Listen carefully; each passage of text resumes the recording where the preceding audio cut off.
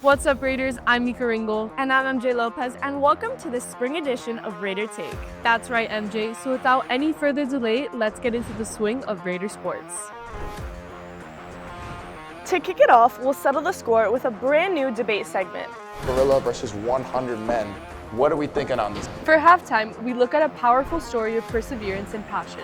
I would say that I put a lot into volleyball and it is a big part of me. And finally, Nick looks into the impact of balancing sports and school. And all of a sudden, it's midnight.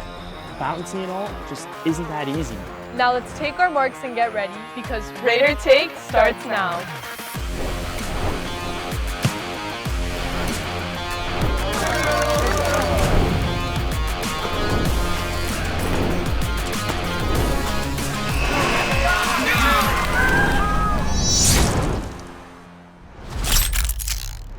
Mika, do you have a favorite sports moment from these past few months? Tough to choose. I made it a little refresh. Well, you're in luck. Let's head to Raider Rumble.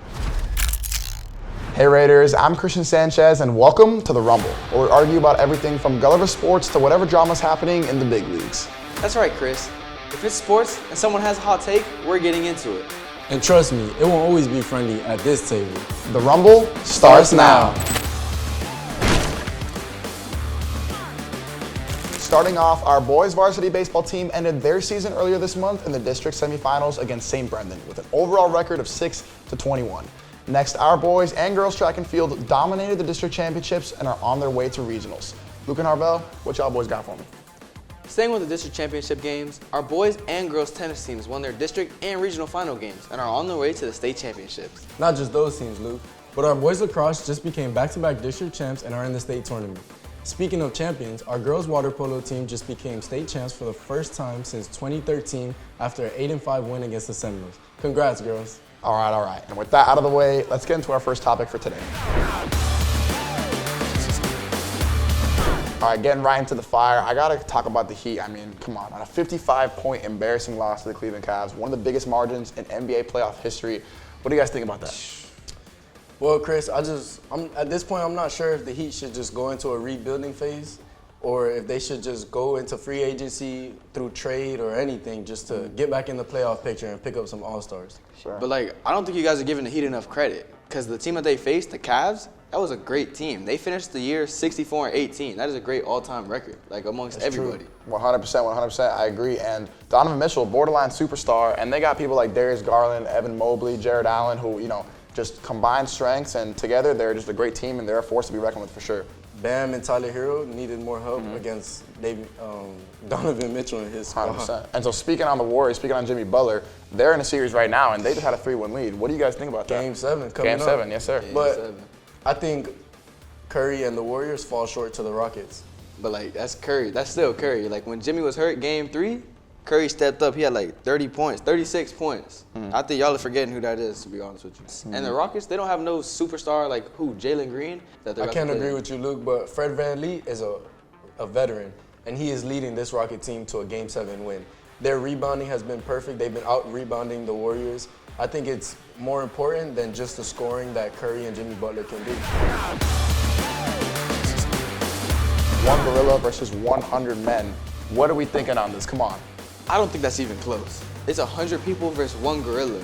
I don't think you guys realize where humans have come from. 100 humans who can come together and strategize, and they can easily just jump all over this gorilla, and regardless of the strength, fight force, or whatever you want to say about the gorilla, the attributes that the gorilla might have, humans can easily strategize, run circles around the gorilla, confuse the gorilla, make noise. I see what you're saying, and I do believe that 100 men actually would intimidate a gorilla. I don't think any gorilla would just look at 100 men and want to fight that. But if it's just able to charge through these men and just rip them apart, and let's not get it twisted. I think a good amount of men are dying that day.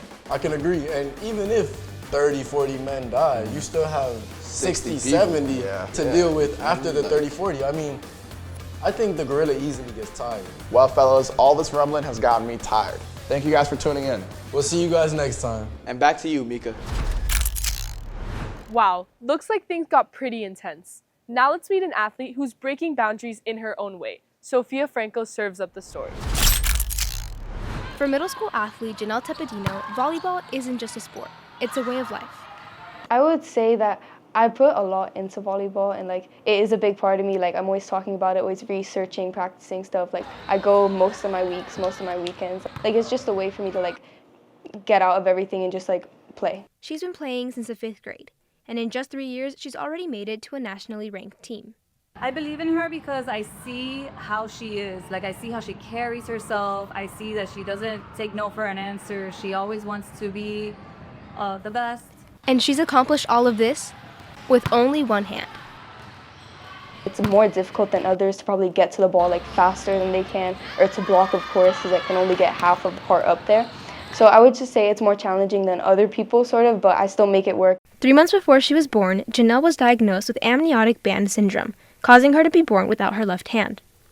I said, I told her from the beginning, this is like a story with you, you know, with everything that you've done and the hurdles you've been through in life in general and just growing up. I told her, I said, you know, you just exceeded everything that I could possibly think of. She's a fighter. She doesn't give up on anything. I never doubted myself in what I could do because I knew I could do things. Obviously, other people couldn't, like, despite what was going on. And her coaches don't treat her any differently. She passes better than a lot of kids. She sets, even setting, which you would think would, you know, be a more disadvantage.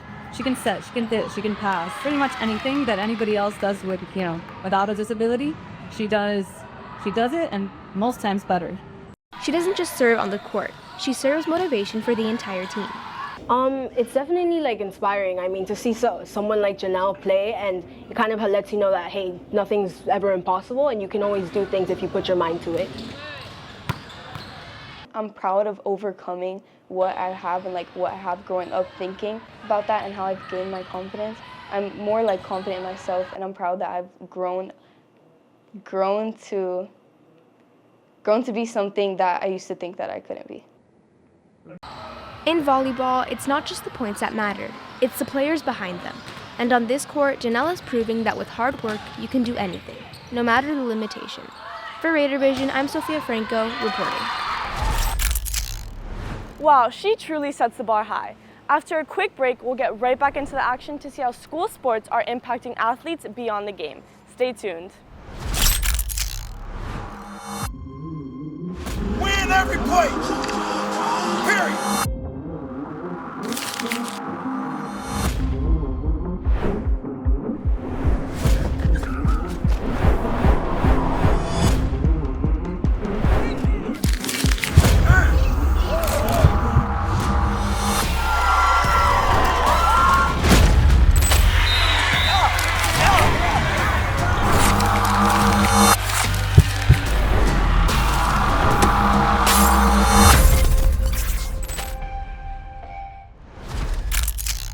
For the final play, Nick Reinberg breaks down the impact of sports on class time. Let's get his take.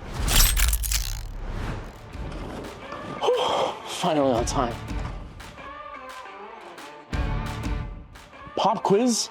Seriously? I missed the last 3 classes for basketball games. I'm gonna fail. What's this even asking me? Oh, I'm totally gonna fail. Hope my mom doesn't find out. Look, sports are fun, don't get me wrong. Sorry. But when you have to constantly miss class, is it really worth it? High school sports are great for building discipline and teamwork, but let's be real, when you're constantly missing class for games, practices, and tournaments, something's gotta take a hit. According to the National Federation of High Schools, over 55% of student athletes say that keeping up with schoolwork is one of their biggest struggles. You're tired, you miss class, and you fall behind, and sometimes winning on the court comes at the cost of losing in class. By the time I get home from a game, my brain's just not working and I'm super tired, but somehow I still have so much work to do.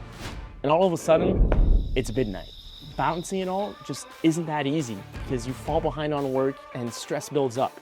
And sometimes it feels like there's not enough hours in the day to be both a student and an athlete. There's no doubt that it's tough, but it's not all for nothing. Sports teach you discipline and leadership along with building character. It's the type of thing that you can't learn in a textbook.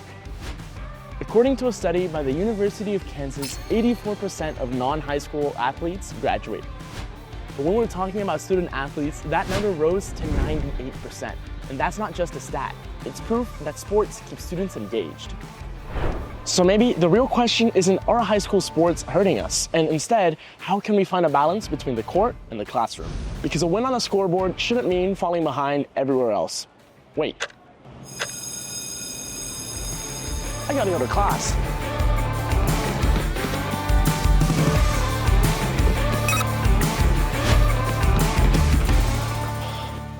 For Raider Vision, I'm Nick Greinberg, reporting. Wow, Mika, we covered a lot today, didn't we? We sure did, MJ. There's never a dull moment in Raider sports, especially with all the action happening right here at home. That's it for today. Thank you for tuning in. We'll see you next time On RaiderTake.